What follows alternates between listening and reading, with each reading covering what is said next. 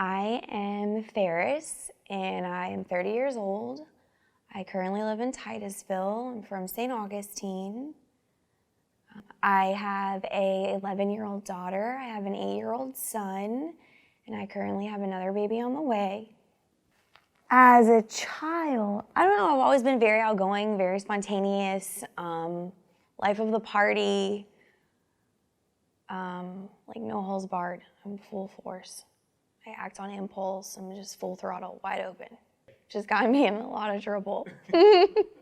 So I was in the hospital. Well, I was at home, actually. It was a Sunday night, and I had some bleeding, and I panicked. I thought I was about to lose my baby. Like, I was terrified.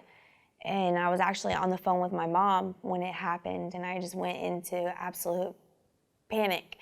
And I called the ambulance, and they got me, and I was admitted here to Ferris. And they kept me here for 3 days while they tried to get a hold of doctors and find out options and get me to where I needed to be. And because they did a toxicology, and of course I had tested positive for opiates. So they referred me to this doctor, Dr. Bellani, and he's prescribed me Subutex, which helps curb my cravings for opiates. And you're not getting high, it's like cutting off your opiate receptors, I guess. So you don't have that urge to want to go use, but you can still function and be a normal human being and go to work and eat and sleep, and you don't look like death walking. So it's been a lot of help.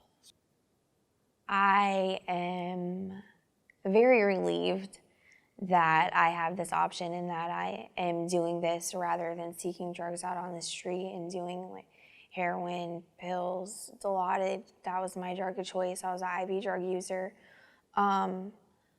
But with this, it's a huge relief to know that my baby's not going to come out and test positive for that and have to go through withdrawals from those things. And it relieves me too, because I felt so bad, because I know what that's like as an adult, and to have to watch my baby go through that would just traumatize me. I just can't imagine. So it's a huge weight lifted off my shoulders. If I was to encounter another pregnant woman that was in my situation, I would suggest to her to definitely talk to your doctor, seek help. Don't be afraid to admit that you have a problem. There are options out there for you, whether it be Suboxone, Subutex, Vivitrol, that's another option. There are other things you can do to help. You don't have to live like that. Your baby doesn't have to be born on drugs. There is help. I think just being open and honest really is one of the biggest things.